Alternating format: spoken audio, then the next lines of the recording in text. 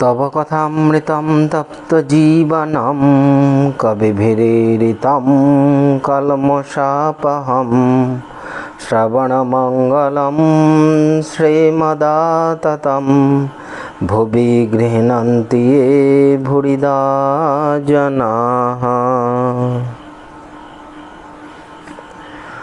তোমার কথামৃত তাপদগ্ধ জনগণের জীবনস্বরূপ মুনিগণ কর্তৃক কীর্তিত পাপসমূহের বিনাশক, শ্রবণমাত্রই মঙ্গলপ্রদ ও সকল সম্পদের আকর।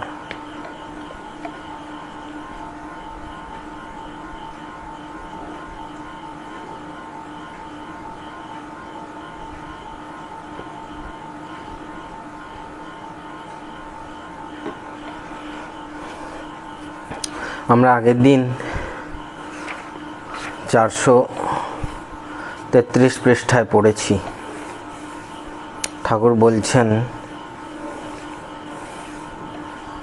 ভক্ত তোমরা, তোমাদের বলতে কি আজকাল ঈশ্বরের চিন্ময় রূপ দর্শন হয় না। এখন সাকার নররূপ এইটি বলে দিচ্ছে।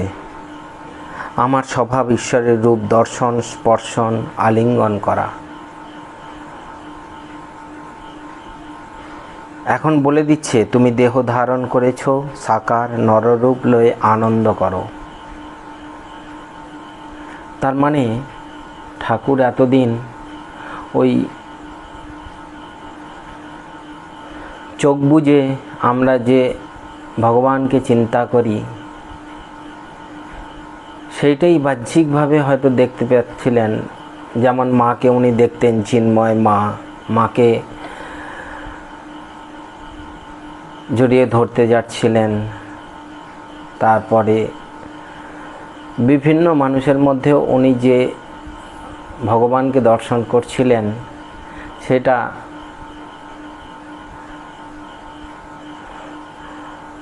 এই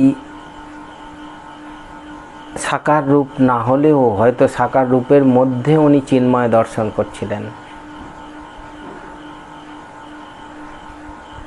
কিন্তু এখন ঠাকুরের সেটা কমে গেছে। এখন ঠাকুর বলছেন যে চিন্ময় রূপ দর্শন এখন হয় না। এখন এই যে মানুষ, এই মানুষের মধ্যেই ভগবান আছেন সেইটি যেন খুব ভালো করে উনি বুঝতে পারছেন। তাই ঠাকুর বলছেন তিনি তো সকল ভূতেই আছেন, তবে মানুষের ভিতর বেশি প্রকাশ। মানুষ কি কম গা ঈশ্বর চিন্তা করতে পারে, অনন্তকে চিন্তা করতে পারে, অন্য জীবজন্তু পারে না।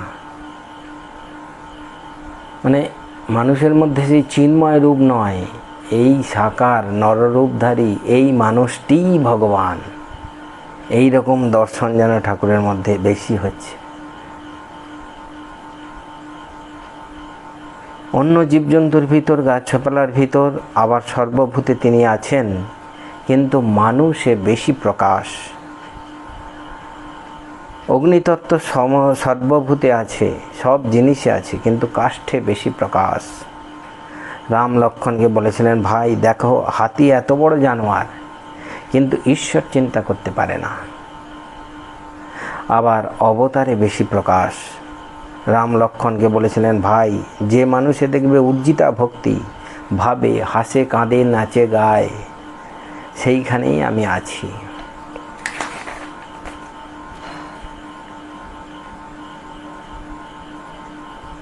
ঠাকুর চুপ করিয়া আছেন। কিছুক্ষণ পরে আবার বলছেন, আচ্ছা কেশব সেন খুব আসতো, এখানে এসে অনেক বদলে গেল। আমরা 434 পৃষ্ঠা পড়ছি। ইদানিং খুব লোক হয়েছিল, মানে ভালো লোক হয়েছিল। এখানে অনেকবার এসেছিল দলবল নিয়ে, আবার একলা একলা আসবার ইচ্ছা ছিল। কেশবের আগে তেমন সাধুসঙ্গ হয় নাই। কলুটোলার বাড়িতে দেখা হলো, হৃদয় সঙ্গে ছিল। কেশব সেন যে ঘরে ছিল সেই ঘরে আমাদের বসালে। টেবিলে কি লিখছিল। অনেকক্ষণ পরে কলম ছেড়ে কেদারা থেকে নেমে বসলো। তা আমাদের নমস্কার করা নাই। এখানে মাঝে মাঝে আসতো। আমি একদিন ভাবাবস্থাতে বললাম, সাধুর সম্মুখে পা তুলতে নাই, ওতে রজগুণ বৃদ্ধি হয়। তারা এলেই আমি নমস্কার করতুম। তখন ওরা ক্রমে ভূমিষ্ঠ হয়ে নমস্কার করতে শিখলে। ব্রাহ্ম সমাজে হরিনাম ও মার নাম, ভক্ত হৃদয়ে ঈশ্বর দর্শন। আর কেশবকে বললাম, তোমরা হরিনাম করো, কলিতে তাঁর নাম গুণকীর্তন করতে হয়। তখন ওরা খোল করতাল নিয়ে হরিনাম ধরলে।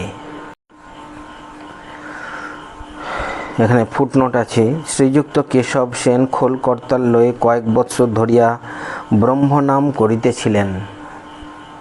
শ্রীরামকৃষ্ণের সহিত 1875 সালে দেখা হইবার পর হইতে বিশেষভাবে হরিনাম ও মায়ের নাম খোল করতাল লইয়া কীর্তন করিতে শিখিলেন।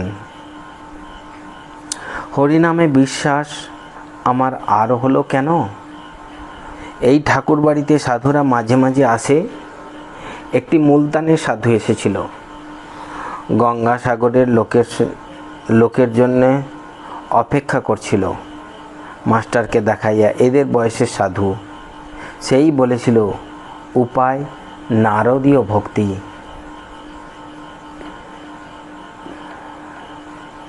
কেশবকে উপদেশ, কামিনী কাঞ্চন, আঁশচুপড়ি, সাধুসঙ্গ, ফুলের গন্ধ, মাঝে মাঝে নির্জনে সাধন। কেশব সেন এসেছিল, রাত 10টা পর্যন্ত ছিল। প্রতাপ আর কেউ কেউ বললে, আজ থেকে যাব। সব বটতলায় অর্থাৎ পঞ্চবটিতে বসে। কেশব বললেন, না, কাজ আছে, যেতে হবে। তখন আমি হেসে বললাম, আঁশচুপড়ির গন্ধ না হলে ঘুম হবে না। একজন মেছুনি, ঠাকুর গল্প বলছেন, একজন মেছুনি মালির বাড়িতে অতিথি হয়েছিল। মাছ বিক্রি করে আসছে, চুপড়ি হাতে আছে। তাকে ফুলের ঘরে শুতে দেওয়া হলো। অনেক রাত পর্যন্ত ফুলের গন্ধে ঘুম হচ্ছে না। বাড়ির গিন্নি সেই অবস্থা দেখে বললে, কি গো, তুই ছটপট করছিস কেন? সে বললে, কে জানে বাপু, বুঝি এই ফুলের গন্ধে ঘুম হচ্ছে না। আমার আঁশচুপড়িটা আনিয়ে দিতে পারো, তাহলে বোধহয় ঘুম হতে পারে। শেষে আঁশচুপড়ি আনাতে জল ছিটে দিয়ে নাকের কাছে রেখে ভোঁস ভোঁস করে ঘুমাতে লাগলো।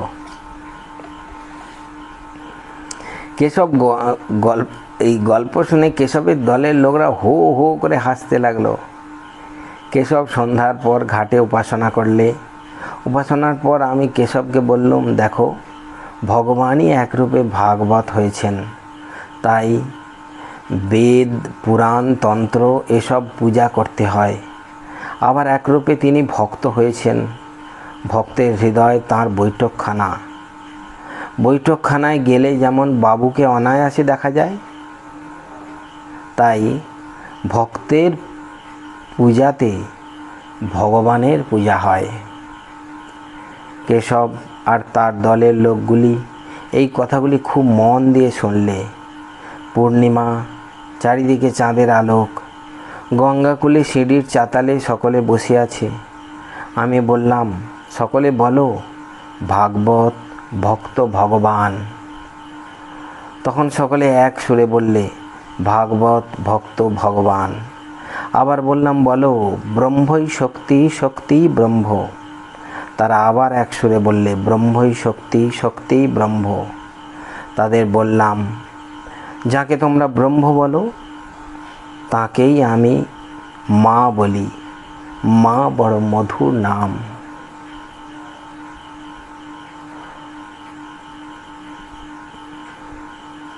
যখন আবার তাদের বললাম, আবার বলো, গুরু, কৃষ্ণ, বৈষ্ণব, তখন কেশব বললে, মহাশয়, অত দূর নয়। তাহলে সকলে আমাদের গোঁড়া বৈষ্ণব মনে করবে। কেশবকে মাঝে মাঝে বলতাম, তোমরা যাকে ব্রহ্ম বলো তাকেই আমি শক্তি, আদ্যাশক্তি বলি। যখন বাক্যমানের অতীত, নির্গুণ, নিষ্ক্রিয়, তখন বেদে তাকে ব্রহ্ম বলেছে। যখন দেখি যে তিনি সৃষ্টি স্থিতি প্রলয় করছেন, তখন তাকে শক্তি, আদ্যাশক্তি এইসব বলি। কেশবকে বললাম, সংসারে হওয়া বড় কঠিন।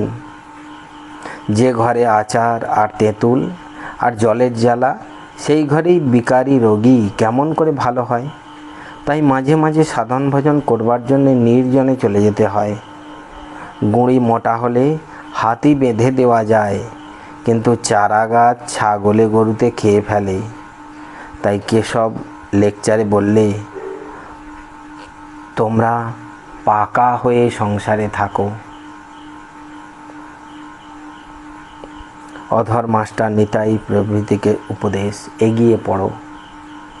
ভক্তদের প্রতি দেখো, কেশব এত পণ্ডিত, ইংরেজিতে লেকচার দিত, কত লোকে তাকে মানত। স্বয়ং কুইন ভিক্টোরিয়া তার সঙ্গে বসে কথা কয়েছে। সে কিন্তু এখানে যখন আসতো শুধু গায়ে। সাধু দর্শন করতে হলে হাতে কিছু আনতে হয়, তাই ফল হাতে করে আনতো। একেবারে অভিমান শূন্য। অধরের প্রতি দেখো, তুমি এত বিদ্বান আর ডেপুটি, তবু তুমি খাঁদি ফাঁদির বশ। এগিয়ে পড়ো। চন্দন কাঠের পরেও আরও ভালো ভালো জিনিস আছে। রূপার খনি, তারপর সোনার খনি, তারপর হীরা মানিক।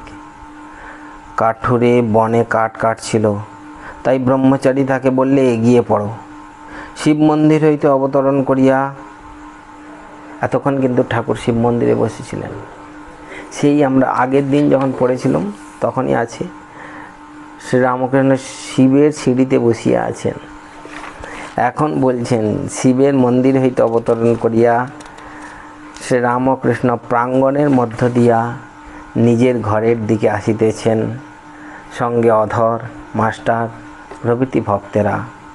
এমন সময় বিষ্ণুঘরের সেবক পূজারী শ্রীযুক্ত রাম চাটুর্য আসিয়া খবর দিলেন, শ্রী শ্রী মার পরিচারিকার কলেরা হইয়াছে। রাম চাটুর্যে শ্রীরামকৃষ্ণের প্রতি, আমি তো 10টার সময় বললুম, আপনারা শুনলেন না। ঠাকুর বলছেন, আমি কি করব? রাম চাটুর্য বলছেন, আপনি কি করবেন? রাখাল, রামলাল এরা সব ছিল, ওরা কেউ কিছু করলে না। মাস্টার, কিশোরী ওষুধ আনতে গেছে আলম বাজারে। কিশোরী অর্থাৎ গুপ্ত। ঠাকুর বলছেন, কি একলা? কোথা থেকে আনবে? মাস্টারমশাই বলছেন, আর কেউ সঙ্গে নাই, আলমবাজার থেকে আনবে। ঠাকুর মাস্টারকে বলছেন, যারা রোগীকে দেখছে তাদের বলে দাও, বাড়লে কি করতে হবে, কমলেই বা কি করবে, কমলেই বা কি খাবে। মাস্টার যে আজ্ঞা। ভক্ত বধূগণ এইবার আসিয়া প্রণাম করিলেন, তাহারা বিদায় গ্রহণ করিলেন। ঠাকুর তাঁদের, শ্রীরামকৃষ্ণ তাঁদের আবার বললেন, শিব পূজা যেমন বললাম ওইরূপ করবে, আর খেয়ে দিয়ে এসো, তা না হলে আমার কষ্ট হয়। কালকে এখানে নীলের পুজো আছে, সব নাকি উপোস করবে। উপোস করার একটা আছেই রীতি। এখন ঠাকুর এদিকে বলছেন, আর খেয়ে দিয়ে এসো, তা না হলে আমার কষ্ট হয়। স্নান যাত্রার দিন আবার আসবার চেষ্টা করো।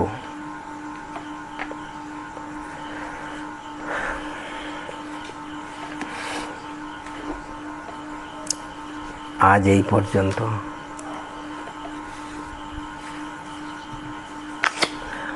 ओम निरंजनं नित्यमनन्तरूपं भक्तानुकम्पाधृतविग्रहं वै ईशावतारं परमेशमिड्यं तं रामकृष्णं शिरसा नमामः।